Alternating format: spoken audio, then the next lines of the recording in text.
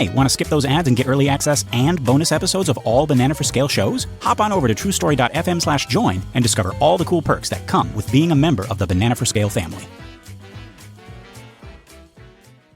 Coming up, we put Juju Chewbacca on a bagel.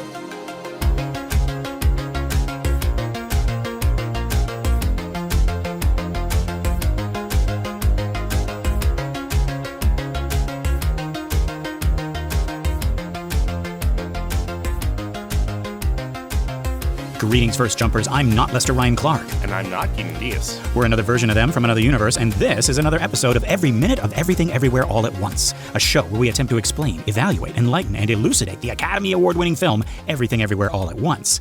Okay, so our minute begins with some tears. And it ends with some tear gas. Yes, I'm actually proud of how well that worked out, even though I had nothing to do with it, with the making of the film. Proud of his gas. Yes, very proud, right? That's what Benjamin Franklin said. He said, fart proudly. Really? Yes. Well, okay, now that I'm thinking about it, it was in one of those catalogs that you got as a kid in the 90s. It was those like super gross things that you never knew existed, or weird stuff that your parents don't want you to buy, but you can bug them to, and it's almost Christmas, and you can get stuff like, fake slime or, latex severed hands or whatever, or like an alien in a jar or something like that, right? Or like there was a thing, it was like drinks that would make your poop turn blue. That's good, because red would scare your pediatrician. Yes, exactly. That's smart, right? But there were also like books. This is like 20,000 gross facts, but one of them was a book, and it just had Benjamin Franklin's face on it, and it said "Fart Proudly" by Benjamin Franklin. And it was like, Benjamin Franklin actually said that. Can you believe this? One of our founding fathers. Whoa. Parents don't get it. Be more like Ben. Yeah, right? Just fart proudly. But let's get to the top of this minute. You'll remember, folks, our family had just escaped into that painting, like Mario. No. They found a secret dungeon. Like Zelda. Yes, I know Zelda's the name of the girl. She can find secret dungeons too, guys. It's 2026. Yeah, some of them she does, for sure. Yeah, and actually she does. Yeah, there's already games out there where she's the hero. But yeah, they find this secret dungeon behind the painting of the heron and the dog. And it's not a Zelda dungeon. It's a sex dungeon. When you find one of those, the music is just the Zelda dungeon theme, but it's played like with a saxophone. It's like... That's your sexy sax? Good. Yeah. But yeah, before we get to our characters, let's actually take a look at the first shot of this room. We can identify a couple things. We see this rack in the very back, hanging from which are some butt plug tails, some Auditor of the Month tails. I see a fox, kind of like foxtails. I see a red one and a light brown one. I think you were saying this was the raccoon tail. I'm not sure about that now, though. What do you think it is? I don't know. I think it is a human animal tail for a very specific type of pet play. And they don't make those for raccoons. I mean, they could be, but it's not. I think it's like to match the person's hair. Not maybe. Stripy enough for you. Yeah. It doesn't look like if they want to make a raccoon tail, they'd make a raccoon tail, I think. Well, I don't know if you know how they made the real Raccacconie, but we'll save that for later. I think there's reasons why they can't just take the puppet raccoon tail from Raccacconie. I'm concerned now. Like, don't you worry about it. Are you going to tell me it's like they used a real raccoon? Don't worry about it. Okay. Keep listening. Jeez, I'm scared. But I want to find raccoons. I'm trying to find raccoons. Yeah, I know. Lester finds all the raccoons. We will find raccoons in this thing, I think. We're running out of time. It's unavoidable. But yeah, to our left, we can see these metal shelves. It's hard for me to identify anything on these shelves. I see some towels, maybe. But the most prominent thing, the thing that closest to the camera, are these plastic buckets on which is written something foods.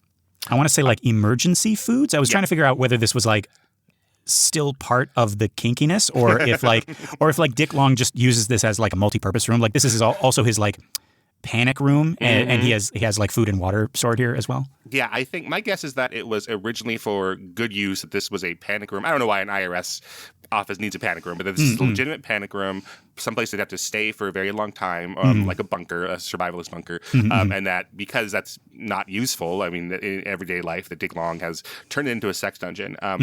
In the script, the way that this is described, once you actually take our time in here, right? Because you've been rushing into this, right? Right. So once now at the beginning of this scene that they can kind of take a look around, it is interior IRS panic room. It's called in the script. The family is in a small dim-lit panic room filled with a handful of kinky toys, a limp bag of cocaine, some wrinkly porno mags, and an Xbox. Interesting. I want that Xbox. Why is the Xbox hidden away? Like, why are people ashamed? You know, again, it's 2026. Like, don't be afraid of your love of video games. Yeah, I just don't know if he could take it, clients or whatever he does here, show them their Xbox. But, True. Yeah, so they've gone away from the kind of general, like, hangout room, and it's just the sex dungeon that used to be the panic room, right? Yeah. So they've gotten rid of that. I don't see drugs here, really. I guess they kind of bring alcohol back there, maybe? I'm not sure. Maybe, yeah. Maybe Mistress doesn't allow that because she wants to be in control, or I'm not sure how that works. Yeah, but these big containers, they say emergency foods at the top. There are 3 of them that we can see. The first one says at the very bottom, Thanksgiving feast. So we can see the picture is kind of like a turkey. Yeah, I see a little turkey bucket, there, yeah. bucket full of feast. And then the next 2, I believe, are the same, and they say vegetables and fruits. And then we get this smorgasbord of like healthy vegetables that kind of you put in a food pyramid. I did not realize that like emergency foods were they had such like a fun variety. Like I thought it was like this is hardtack, and it's just like everything. It's all 3 of those buckets, and we just like mash them together into this like hard chewy block, and that's what you're gonna survive on or something like that. I think current emergency foods, because what they're supposed to last, like they're not like Twinkies or hardtack that's going to last forever. Right. I think they need to taste good, because in order for these companies to stay afloat, they they encourage their customers to rotate stock, and so every couple of months you cook this stuff for real just at your dinner table. Huh. Okay. And get a new one in. So they have to taste reasonably good nowadays. I see. Another option I was thinking, I was like, oh, these could be like sexy little trash bins for the sexy little raccoons to be digging through, and then mistress comes in and she's like, it's like, oh, you naughty raccoon, But yeah, emergency food, I think, right? Or it could be like, you're like a naughty little CEO and you're in a naughty little panic room, and it's like, ooh, and then mistress comes in with a balaclava, and she's like, give me all your money, right, or your butt, and and he's like, well, I don't have any money right now, and she's like, okay then. Yeah, and he says, not my butt, not my butt, not my butt, very unconvincingly. No, not my butt. No, not my butt. I am a man. I will overpower you now. Oh no, my butt. My secret weak spot, my butt. My status and my money does nothing. Yes, I am a soy boy in the butt. She hasn't even started. She's just on the other side of the room. She hasn't started the clock yet. Yeah. She's still filling out her punch card. But he's got a whole routine this Dick Long. Yeah. Oh, did we talk about, for real, this is a real question for you. Did we talk about that raccoons might be domesticating themselves on this show? No, I don't think we did. Okay, because I talk about this a lot. So I guess I can't remember. You talk about raccoons domesticating themselves a lot, but not on this show. I guess not. Yeah. I wouldn't be surprised, though, when I re-listen to the whole show again, that I've already brought this up. But no, It's one of the big science stories of the year, is that they are... Oh, right, because you were talking about the raccoons getting into the emergency food and mistress having to discipline them. Yeah. So raccoons are showing signs of domestication. Okay. And it's not like people breeding raccoons, which I guess you could do, but I don't think a lot of people are doing that. But, it's because it's survival of the fittest. The raccoons that are thriving around people tend to be more docile. So they're just becoming, the ones that are more docile and friendly towards humans are the ones who are getting the food and then having a better chance to reproduce. Okay. So raccoons in urban areas are turning, there's like hallmarks of domestication that dogs and sheep and, calves have, that they like they have shorter snouts, so they're not as like fox-like. Their ears are more floppy. Okay. They're not as like alert all the time. And then they just kind of have cutest features. So there's arguments about whether cats are domesticated because they don't have the floppy ears and they don't As soon as you said all that, I was like, they have none of that. They have none of that. Yeah. Right. Cats might be farming us. Yeah, I was just going to say, I think they're domesticating us. Right, exactly. Yeah, and you cannot really tell the difference between a feral cat and a house cat, like morphologically. Yeah. You wouldn't be able to tell just by looking at their bones or their skins or anything. But these new raccoons are growing up around cities. And they are, because nowadays, raccoons walk up to Krispy Kreme, and the Krispy Kreme guy in the drive-thru was like, "Here's a donut," and only the ones he wouldn't give one that's like, right. It's going to give the one to the cute ones, yeah. Yeah. Oh my gosh. As you were saying that, I remembered just the other day, I was on TikTok and I saw that like somebody, like in the country just like had filmed a raccoon just like walking on into their home and they weren't like freaking. It's like, oh my God, it's like not like, oh my God, it's a mouse or it's a wild fox or, whatever. It was like the raccoon just came in, stopped, looked at the camera, and then you hear the voice. It's like, what are you doing back here? Yeah, they sit in chairs, they do all sorts of stuff like that, yeah. Yeah, and just kind of like, I guess we're not helping by just like inviting them in and feeding them little snacks and stuff like that. So yeah, I know we're not supposed to do that, but yeah. they're looking so cute nowadays. Yeah. So okay, now my question is, I mean, what are scientists saying? Are they saying raccoons are becoming domesticated and that's bad, or are they just stating it as a fact? There's like raccoons are becoming domesticated. Period. Yeah, I think it's kind of neutral. I mean, it's bad because you'd have more raccoons living around cities, but I don't know if the new raccoons aren't the same problem as the ones that live in the woods and give you rabies. Right. So maybe it's not. I don't know. Maybe it's not a problem. But yeah, I mean, the only thing I'm worried about is them mixing with the, with the non-domesticated ones and getting, attacked or hurt because they don't know how to be wild anymore. Right, yeah. Yeah, they get in street gangs and fight each other. Right, yeah. So, yeah. They already got the little masks. And this chubby little raccoon who gets, free food from the Johnsons is, goes back to the woods and meets a raccoon in a leather jacket, and it's like, hey, kid, Right. Yeah, and all of her friends are like, you got to stay away from him. He's from the wrong side of the stream. Yeah. Oh, but I'll bring him to the Johnsons, and we'll have it'll be like the Lady and the Tramp, that scene with the spaghetti. Right, except the bad raccoon is bad for them, and yes, yeah, and they try to get their friends to unite together. The raccoons from the wrong side of the stream, because of the stream. But it's, I don't know, is it doomed or do they succeed? Well, from what I remember, the lady raccoon takes some fake poison that she got from what's his actual name? Owner. No. What's about Friar Lawrence? Yeah, from Friar Lawrence, who is also a raccoon. But he's got the little, the tonsure hair style. And it seems like she's dead. And then the leather jacket raccoon, he's like, no. And then he takes I don't know, like a little raccoon knife and does away with himself. Yeah, made of pine cone.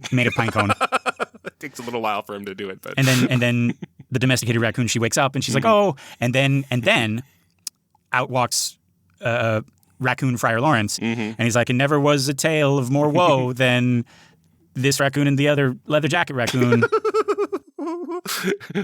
We don't have names in raccoon land, just the clergy and all the forest animals. They clap, and it's Yes, very depressing. Yeah. So right. But that's science, folks. But we were talking about people dressing up as raccoons for sex. That was 10 minutes ago.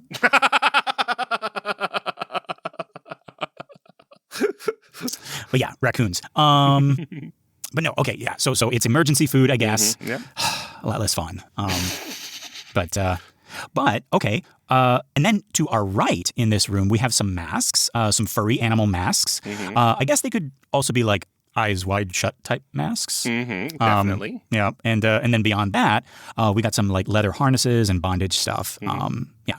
In the next shot, we're going to see some sanitary wipes and some more towels once we cut to Joy. Yeah. I guess that could work in both the panic room or the sex dungeon. Yeah. That might be the thing that gave Mr. Long the idea. He's like, oh, wait, you know what? You know what? The wipes are already here. But also, Waymond has a plastic cup. Where do you get that?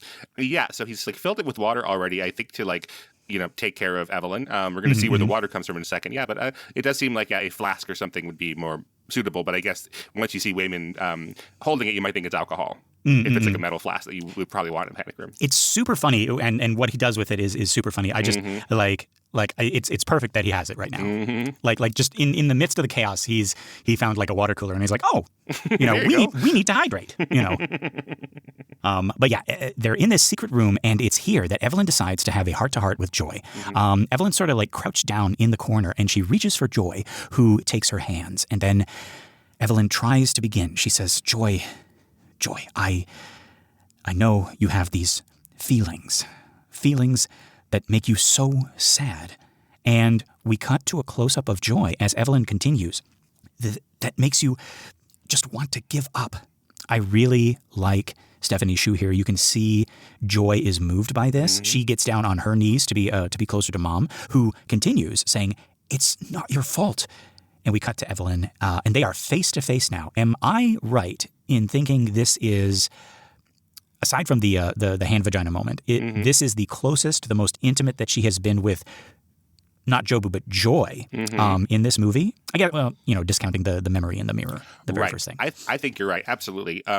This is such an interesting, touching moment because it is Evelyn. She says, "I know." Does she mean she's always known this? Is this coming from her adventures where she knows this now? I don't think we have an answer spelled out for us here, but like we play a lot of it on Stephanie's shoe, right? Because Joy is used to not being able to talk to either of her parents about this, right? And talking to your parents about mental health is very difficult, and the divide between like our generation, Joy's generation, with our parents' generation, of the boomers or older, about mental health is so wide. There is a stigma about mental health. Like people still use the word shrink and stuff like that. Yeah, exactly. And then our students, right? Or, if our generation, people in our generation have children, like they're ahead of us in terms of how they talk about mental health. And that's where, a lot of like parent humor now is about how the kids talk or mistalk in, therapy speak. That's a lot of the humor. But they're just so much further ahead than us. So like, imagine, I don't have conversations with my parents about this. Is very difficult. And so now for Joy to, we don't know, maybe she has tried to talk to her parents in the past and they've dismissed her. I could see both Evelyn being like, no, that's not real. And Waymond being like, oh, all you have to do is be happy, right? Yeah. I was going to try to back Waymond up, but I think he would also not be equipped, right? Exactly. As much as it, like he would try, but I don't think. I think that generation. I mean, like going back to what you were like about Gen Z and Gen Alpha. Like for them, the stigma is like if you're not in therapy, right? It's like what is wrong? Like wait, you haven't talked to anybody? Like you haven't talked to like at least a therapist or any like what's that would be on par with like a boomer joke about somebody like, oh yeah, I know somebody, he goes to a shrink, Right, yeah. So if you don't follow, Gen Alpha or Gen Z humor, if you don't have a young person in your life, if you don't lurk in their message boards, it's a recurring meme of like, here's some tweet about some straight white guy who, does something silly, like jumps off a building and it's like, I felt so alive by doing that or whatever. And then the meme is, straight white guys will do anything but go to therapy. Right. So the punchline is like, like they'll do, all this other stuff, but they won't talk about their feelings. I've heard that I've heard a therapist say that when like a straight white man walks into therapy for the first time, you need to treat it as like an emergency room visit. Like that person has been holding back, and this is like the day before they do something drastic. Oh, geez, yeah, that's terrible. And then like another like meme humor part of it is, the idea like, oh, and back in my day, we didn't have so many autistic people. And then, from the meme writer's point of view, it's like everyone is some level of autistic. It's a spectrum, right? And then, so the joke is like, but I'm going downstairs to play with my train set. You're not allowed in from 6 to 9. Right? Exactly. I'm not autistic, right? You're going to tell me Gomez Adams was not autistic? Or like Alec Baldwin in Beetlejuice, who builds that whole town of his own town. No. This no autistic people here. No. Come on. And then I think we're used to the trained stereotype of autistic people, but I've seen people be like, my grandma, kept recipe books like perfectly filed or what have you, and she wouldn't make the recipes, but she would have them and order them and keep them laminated. So it's like, that's today would be someone might self-identify as being autistic or somewhere on the spectrum. Yeah. My uncle was a stamp collector. I mean, there's a whole movie that was, I guess, Canadian, and I didn't know it when I was little, called Tommy Tricker, that was all about somebody falling into a stamp, like in Mario, you would fall into a painting. Oh, okay, that's interesting. Yeah. God, I haven't thought of that movie. Tommy Tricker and the Stamp Traveler. Yes. Oh my gosh. Yeah. Oh right. Okay. Well, it's probably starring Rufus Wainwright. That's.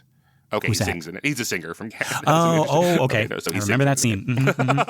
Yeah, but so for Joy to like feel like like she's completely alone, because now she's not a child right now. She's a grown up. She has her own life and everything. And so to feel like, well, that's just never a conversation I'm going to be able to have with my parents. Right. To now, in the middle of all this craziness, Evelyn say like, let's talk about this and try to put into words what Joy has felt is really, really touching. And also, I think on what Stephanie Hsu is doing here is also scary. Like, I imagine I would be the one to bring it up. I'd be the one to like prepare myself with like, a cheat sheet of things to say in case mom says this, I say this instead. And now, she's on the defensive as Evelyn's trying to take this up. And in the terminology that I think Joy can understand, like she's not using, the quote unquote correct words for it, but yeah, you have these feelings that make you sad and that just won't make you want to give up. And it lures her into thinking maybe mom has done the work, just by the way that she's talking about it, right? And her thinking that, probably prior to this, I mean, by now she's probably given up, but she's probably kind of like rehearsed she has a whole strategy for getting through to mom about her life, about Becky, about her own feelings, and where she fits in the world and everything like that. And then suddenly mom's like, I know you have these feelings, and it's like, whoa, what? Right? Yeah. Oh, actually. Before I forget, also, Waymond putting googly eyes on everything. I mean, come on, folks. My students are so much kinder to their neurodivergent peers, which is what we tend to say now, rather than like autistic, because we can't what's the word, diagnose anybody just from we're not equipped to give them a diagnosis. But and also autistic, I mean, like it still has that stigma of like different in not simply a different way, different in like a negative way, which it isn't. I've heard neurospicy. Yeah, I think some of the which I like. Kids like that. Yeah. And I'm actually hearing like the phrase neurotypical being said in kind of like this almost negative, like it's like, oh, those neurotypicals. It's just vanilla, right? Yeah. Well, because and neurodivergent has all. It's not just autistic. It can be like synesthesia and all sorts of like really interesting ideas. But like our students or my students at least, are so much more patient and understanding of their peers than we were. Like we bully those people. Even when we didn't, I never thought of myself when I was in school as bullying those people, but I did in retrospect for sure. Yeah, I was both on the giving and the receiving end, I believe, and I think we all were. I think because again, I think the big thing is it is a spectrum, and all of us are in it and on the outside at the same time. Right. My students too. There is a level of just being able to deal with everything and getting everything and understanding everything like immediately. It like I keep on using with them. I keep on using the example of the internet. It's like boomers don't know how to send an attachment in an email. Us, the millennials, we were born in a time where there was no internet, and then the internet showed up, and we were like, we have to learn this now. And then we learned it, and we're still. I mean, like we're better than the boomers, but and then Gen Z and Gen Alpha, they grew, like this was always like an objective truth, and like this was the reality, was the internet. And I think you can also look at mental health awareness, social justice, what is and isn't considered like racist or sexist or insensitive. It's always like the generation above us, the boomers, are like, they still haven't accepted it. It's like, no, I'm going to say, it's a free country. I should be able to say this word, blah, blah, How do I send this on the interwebs? And then us is like, we're always getting it wrong. We're always like, wait, is that racist? I don't know. No, Jeez. Like I want to be one of the cool. I want to be one of the uncool people. we're still trying to figure it out. And then Gen Z and Gen Alpha, they're like, how have you not figured it out? This just is. This is how life is. Like, it's the reality. Like, don't say that. Don't say that. Do say that. And this is how you send a freaking attachment. Come on. They often thank their friends for calling them out and stuff. Yeah. Like I've seen them thanks. I said that wrong, and that's a better way to put it. Thank you for that. Yeah. Yeah. No. Every day, I am filled with hope for the future, and that's folks. That sounds like such a cliche, such a it's like a woo woo. It's like filled with you. But no, like seriously, like the students I teach, their ability to self manage and self regulate. More so than the adults around them gives me hope for if the adults don't succeed in blowing up the fucking world, then I think the world will be a better place because of them. No. Ha ha, you believe the children are our future. Teach them well, let them lead the way. That's not how alphas think. You need to be sad and angsty all the time and chew cigarettes. You have a girlfriend? That's gay. Yeah, I've seen people say that, yeah. Andrew Tate says, if you have a girlfriend, right, it's gay. Fucking dumbass. Yeah, but this is a really, really key moment. And yeah, Stephanie Hsu is doing such interesting stuff in this close-up. Absolutely. Yeah. Okay, I have a theory. So Evelyn says here, it's not your fault. And then she repeats it. She says, not your fault. And she stops. And there's this struggle, and she's sort of like looking around, like she's looking for the words. And then she says, no. And she starts breathing heavily, like it's hard to say the next thing. And then the music fades out as she says, it's her. And obviously this is not the thing Joy was expecting to hear. We were sort of like tricked into thinking that Evelyn was finally, learning to accept Joy for who she is. And then the music stops, and it's sort of this like womp womp, But my question is, was Evelyn always meaning to say this all the way through? It's her. Or was she trying to say the other thing and then chickened out at the last minute?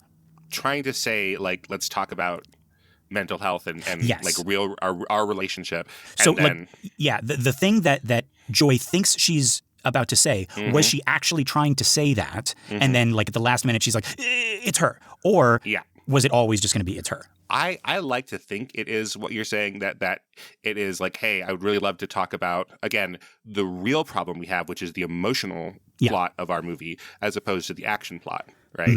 So we have to solve the emotional part of this. That has to come way, way, way later. So it's this like this moment where we're showing the audience like, okay, this is what's really going on. You know it. You're smart in the audience, right? And like we're right on the fringe of it, but we can't. Like we're pursuing it in the wrong way still. So this is her not being oblivious. This is her chickening out. I think so. Yeah, she's not a Jedi yet. Yeah, I don't know if we have the evidence of that. That's what I'd like the best. Okay. Yeah, that's what I want it to be too. Right. Yeah. But yeah, either way, we see that this is not what Joy was expecting. There's actually this moment where I'm looking at Stephanie Hsu's face and wondering if in the moment between Evelyn saying it's her and then, the silly name, could Joy be thinking her is Becky? Okay. Like Mom is saying, it's not your fault. You're like this. It's her. It's Becky. I bet that conversation has been had before. Yes. Yeah. Like what did Becky do to my daughter? Like what is what has she done to you? Yeah. But we don't get a lot of time to wonder that anyway, because the next thing that Mom says is batshit, bug shit, cuckoo banana pants. She says it's her, Juju Chewbacca. And again, leave it to the Daniels. In any other movie, this would be where Evelyn says it's her, it's Becky. Or even, just say it's her, Jobu Tupaki. And that would be enough. But they specifically wanted a laugh here in the midst of this, very touching, very sad moment. And it makes me think all the way back to when we covered Swiss Army Man. That seems to be their thing, is injecting humor into these moments, right? Not to hijack them, but I think to take them out of that cinematic cookie cutter moment, like as beautiful as it is, like real life isn't like that, right? People get down on their knees to propose and they sometimes fart. Right? Franklin did. Exactly, right? And that's why she said yes. No. Or, you know, people laugh at funerals. I think the Daniels know this, and they want to make this moment less of a movie moment and more one that we can relate to, where the sad and the silly coexist. Yeah, I've been thinking a lot about this, and I think that is why they are able to get so many people who live in this like ironic world all the time, right? That's the mainstream of comedy is irony. Yes. And not feeling real things, and not caring about characters. And they're able to inject some really, really impactful melodrama where we cry. We really care about these people, but they're able to keep it from being, you know, they're able to like cut through the schmaltz with some lemon juice, right? Yes. And just make it palatable. Yeah, I think it is I might have said this before, and I'm going to say this again once we get more into the hot dog universe, but I think it is the Trojan Horse against the ever-present smirk. Because that is, you know, you see something that is, you know, that is pure and cinematic and kind of, you know, like a hallmark moment of like, oh, I love you, Mom, I love you too. And your average moviegoer today is going to be like, Psh, I'm not moved by this, you know. And to get around that, the Daniels are kind of tricking them into thinking it's like, oh, no, this is just a goofy moment. This is just this is just fun, silly goofs, you know, and then that first tear rolls down your cheek and they're like, gotcha. Yeah, it feels safe, right? Yeah. I think for me, when I was in high school, like the most emotional movie experience I had was Moulin Rouge. Which you've seen, maybe? Actually, no. You haven't? Okay. I haven't. You have other things to do than watch this. Okay. But like that is a movie, because I've been thinking a lot about this, what makes the Daniel special. And that is a movie that is, so meta and ironic. You know, we have these characters in 1899 singing these songs from Madonna and Nirvana and David Bowie and that kind of thing. And, you know, look directly in the camera. And like when the movie opens, when they're doing the 20th Century Fox thing at the beginning, we see a little guy at the bottom who is conducting it. Okay. You know, and like the movie opens with like curtains opening, closes with like it's all this stuff that's meta and should like distance you from it. But I think because what it's dealing with, like our movie and like any of the Daniel stuff, is so heavily emotional. Like it makes it safe for you to invest in those things. You're like, oh, okay, this isn't real. This is meta. It's not a real time and place. These aren't real people. And then by the end of it, like people are sobbing, or at least I am, and my friends were. And I think it's a little bit similar to what the Daniels are doing. Yeah. That reminded me of our buddy Ian's game, Would You Call Him a Bad Man? And which you can find on Steam for free. Yes, which you can find on Steam for free. Go find it. Would You Call Him a Bad Man? It's a very, very good game. And it deals with a lot of like very, very deep, meaningful stuff.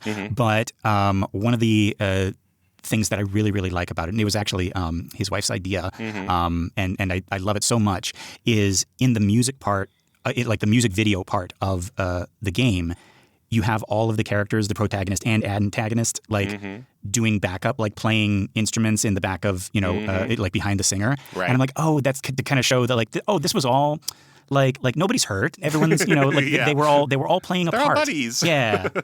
I really, really liked that. They're here to help us. Like to teach us something, and they did. Right. One last thing while we're on this moment is that in the production draft of the script that we have from 2022, we don't have this line about Juju Chewbacca. So I don't know if they filmed it here or if they've lifted this from earlier or, have this as ADR, because we don't have a shot of Michelle Yeoh saying that here. That's right. Yeah, it's on the over shoulder. So we often do that where we're on the other person's face and we give a line to the person who we're now off camera. And oftentimes in ADR, which we're doing in post-production, it's something like, fixing some clarity thing where we're going like, yeah, my mom and your mom are the same person or something stupid like that just to fix it. Like, you are the chosen one, Luke.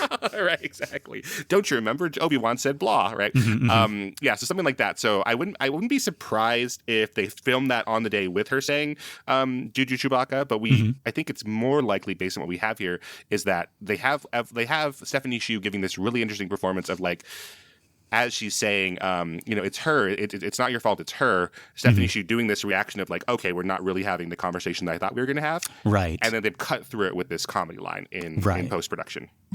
I'm trying to remember back because I did read, like, once we were done with the the moments in the script. I read back on the script. Does Juju Chewbacca appear in another moment previous to this that wasn't used in the film? Let's see. We have Juju to Booty, and I think this is the first Chewbacca, but maybe they spell it differently. Oh, wait, no, there At was least in the script. I don't know. I think I remember in the script there was a bit they took out. Alpha Waymond was explaining Jobu Tupaki, and it was funny in the script for like Evelyn to be like starting to get the hang of it and just like, yeah, Juju Chewbacca. And they took it out. I think it was like right around, it's like, you mean like you with the fanny pack? Like, I think it was in that scene, her saying the name wrong. And I think they decided it's like, no, let's not have her say the name wrong. Let's have her like just the pure scene of her like starting to get it. It is hard to control F in this PDF because these words are, so I found Joy Booby Tobacco. Okay. And I found... No, I think she actually says that one. Juju. I found Juju to Booty and and Joy Booby Tobacco. Okay. We've seen both of those. Right. It's hard to search how they would spell a misspelling of Jobu Tobacco. Yeah. No, I think, and specifically because she never actually says it in the film. Right.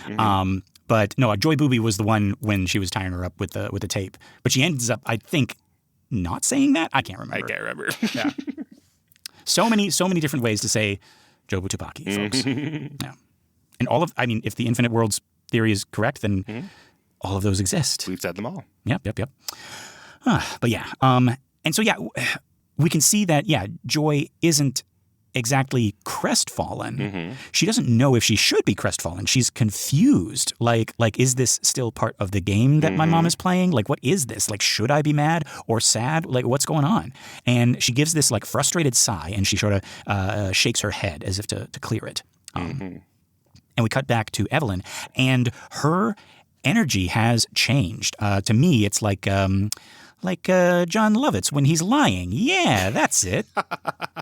Like that SNL. I don't know what character he's doing, but like he's like a really bad liar, and he's like, I had jury duty. Yeah.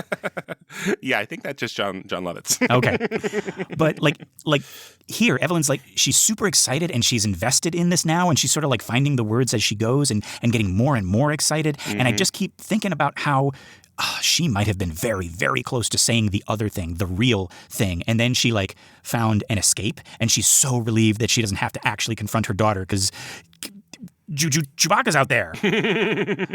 Am I wrong? Like, do you see the energy switch? No, absolutely. Because it is easier. It is easier, again, in screenplay structure, it is easier to deal with the plot than it is to deal with the emotional plot. Yeah. Like the action plot is easier. And she's literally saying the plot, like, I have to defeat her and da-da-da-da. Right.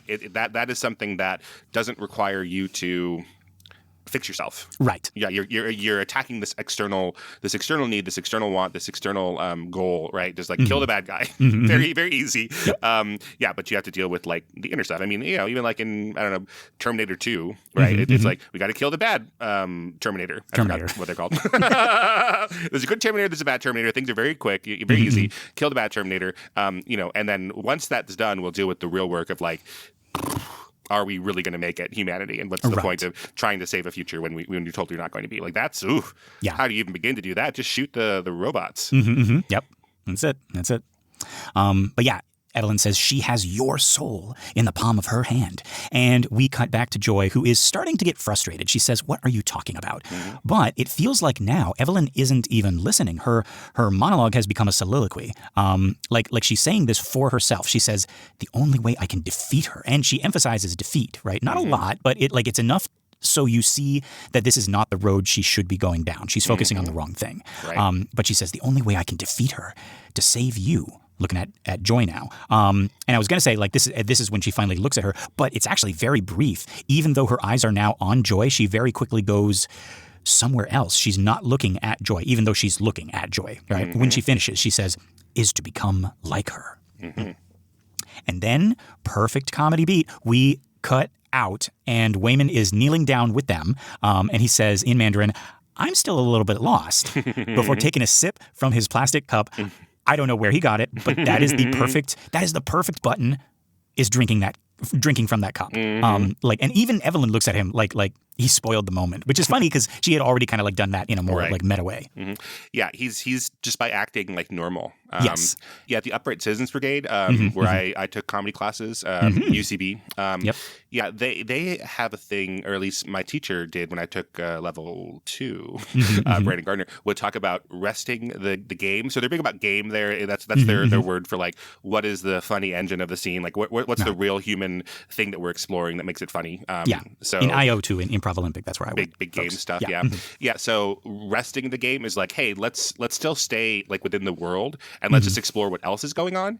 And that, by alternating between the two in this theory, the normal everyday stuff also gets a laugh because you're also taking that seriously. So in the middle of all of that stuff, right, in the middle of all this craziness, he's like, well, I'm going to drink water because you got to stay hydrated. And it just cuts through that. So yeah, that's what I would call this, is like resting the game and just like, let's go back to the real grounded base reality and be like, what else is going on here? Yeah.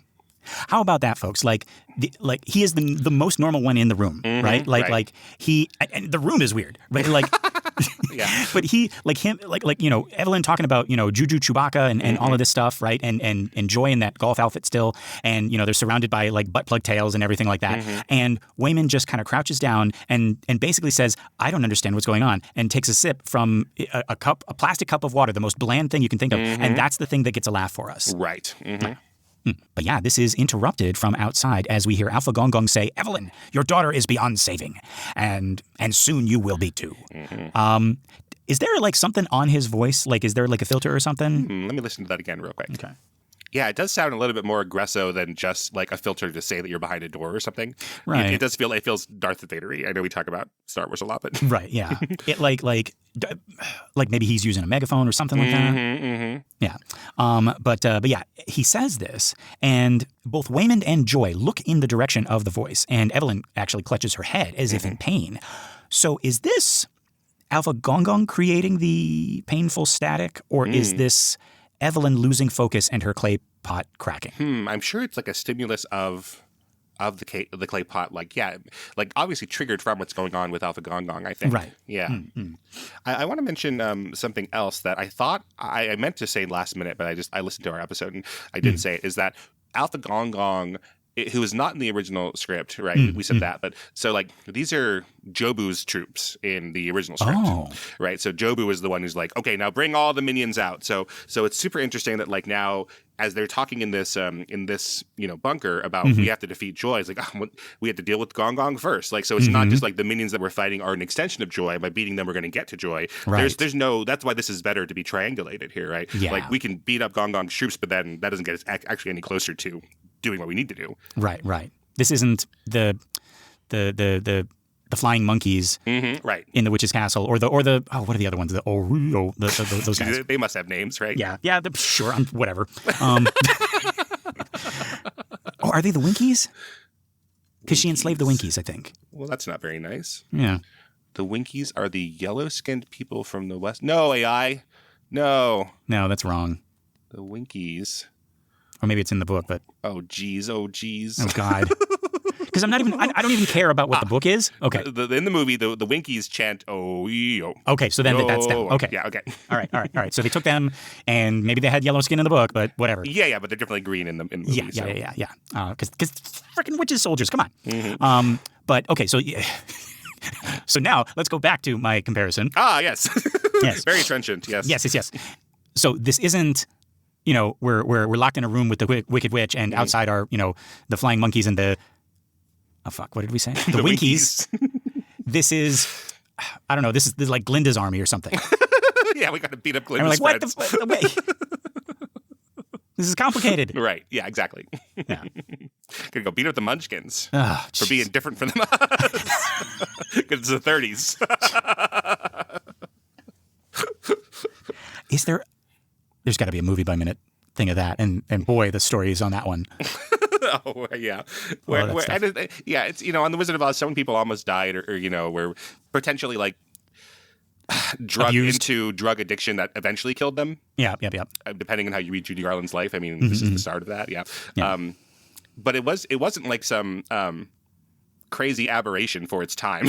Okay. That just like most 1930s movies Right. were like. The reason we talk about it the most is because it's the most popular movie. Right. So yeah, you're lucky Terry the dog made it all the way through Wizard of Oz, because they might have just been like, we'll get another one of those. Oh boy, yeah, I didn't even. Wow, yeah, yeah. Ooh, yeah. Wasn't Margaret Hamilton like one of the only nice people to Judy Garland? That's what I've heard. Yeah. Okay. People did not like Judy Garland. Dang, God. Yeah, and you know what I say. If you meet one asshole on a set, maybe they're an asshole. Yeah. If you meet everyone on the set as an asshole, maybe you're the asshole, Judy Garland. Whoa. No, I'm joking. Okay, I don't know enough about Wizard of Oz movie lore to back that up. No. Everyone was terrible to her. I don't understand why. Okay. They all really hated her and resented her. I think it's just classic sexism and horribleness. Yeah. Just horribleness. Yeah, I guess that's true because Margaret Hamilton is one of the few women on set that was dealing. Yeah. Just awful. And she got her share of like injuries and everything like that. Got almost third-degree burns and stuff. Right. Yeah. Jeez. Oh, the magic of the cinema. Terrible. We were just talking about like the freaking snow is asbestos. Yeah, that was very typical back then. Yeah. Anyway. All right, let's see. Where are we now? Okay. So I have a question before we go back outside this room that I forgot to write down. Okay.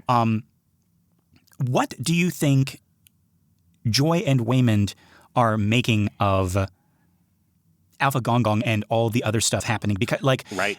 we were joking before. It's like, okay, this is a situation where like mom's being silly and more stuff is happening that they can't blame mom for. Even the movie kind of made a nod to it with Joy saying like, when did he get so good at English when Alpha Gong Gong starts talking and pointing the gun at them. Right. So I mean, is it like are we not even supposed to think about that right now? Is that like not supposed to be part of our attention, or like, because I'm casually wondering, like, because they both turn and they obviously hear Alpha Gong Gong out there. It's like, your daughter is beyond saving. Like, what's going through our normies' minds right now? Yeah, I can't imagine that they can even process what's going on, right?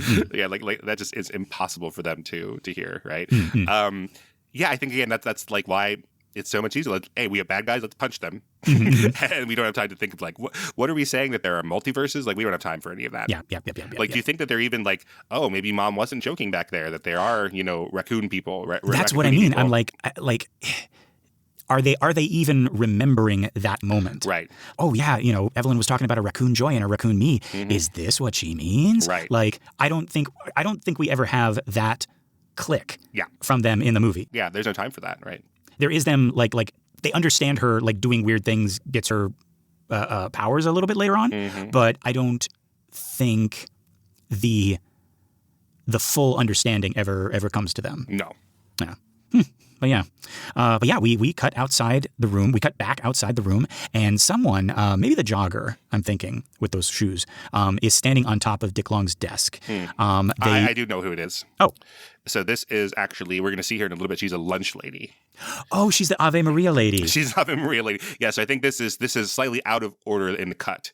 So we're going to see a wide shot of them getting the let's go from Alpha Gong Gong, right? The Tor sort of thing. And then we're going to see them unloading their bag full of bombs and stuff. And right. Yeah, we're going to see her white sneakers up there, and then when she's singing the Ave Maria, she has a meat cleaver and a ladle, and then that's what she has here on the desk. Yeah, when she's standing there. Gotcha. Okay, yeah, because she drops this meat cleaver on the desk and then reaches for what look like tear gas canisters before our view is obstructed by this giant like black duffel bag. It's like a tactical like duffel bag. Yeah, she has already dropped the ladle, so we don't quite track it because it's already on the desk laying there.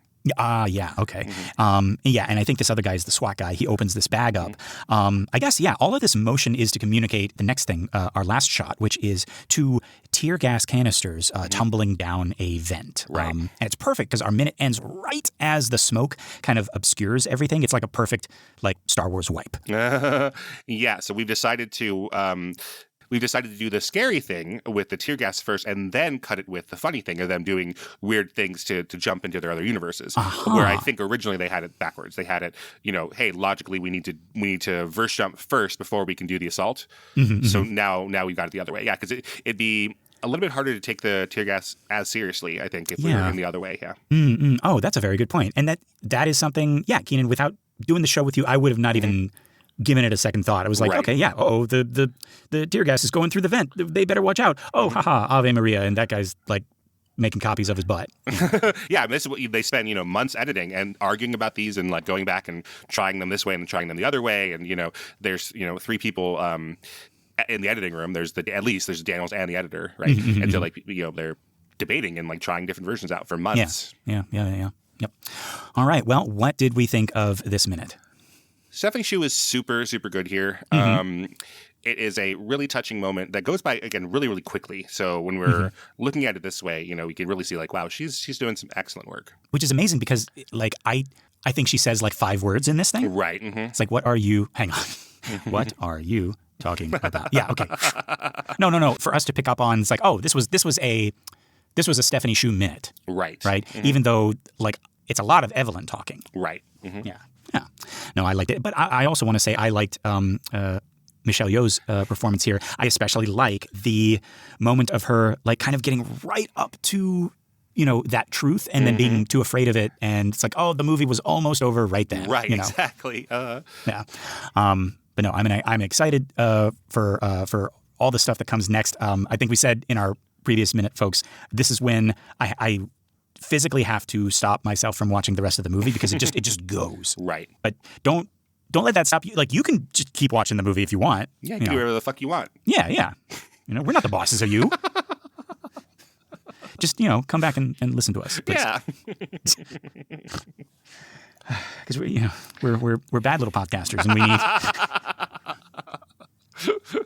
Is that our kink, getting 1-star reviews? It's like, oh God. No. No, actually, no. Please don't do it. But please, mistress, let us finish the movie. No, 1 minute at a time. Oh, so torturous. At least I have this bucket of emergency food here. Okay, folks, this has been the 72nd minute of every minute of everything everywhere all at once. I've been Lester Ryan Clark. You can reach me in all the universes as Lester Ryan Clark. And I've been Keenan Diaz. In your universe, I'm on Instagram and Letterboxd as Howdy Keenan.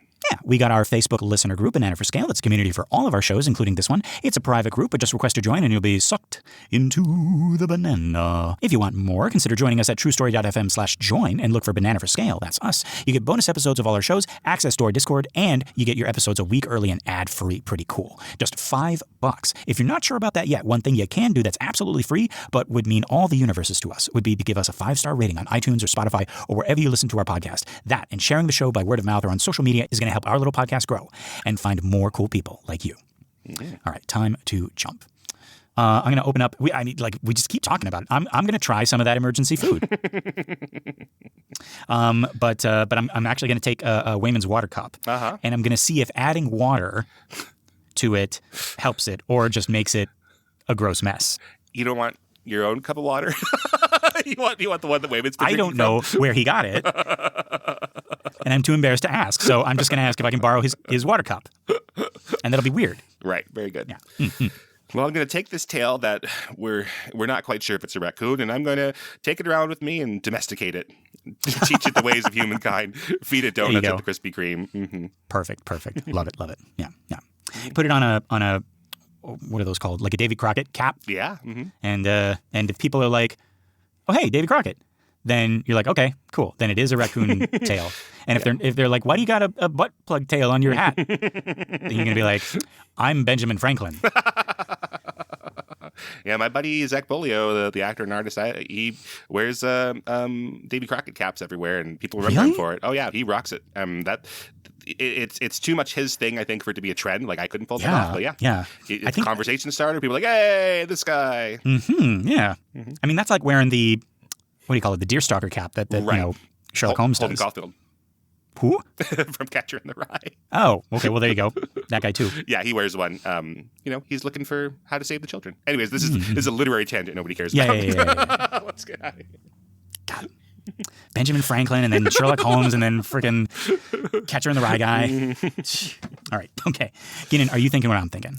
Back in my day, we weren't autistic. We just watched movies 1 minute at a time and talked about and guessed about everything that was going on in it.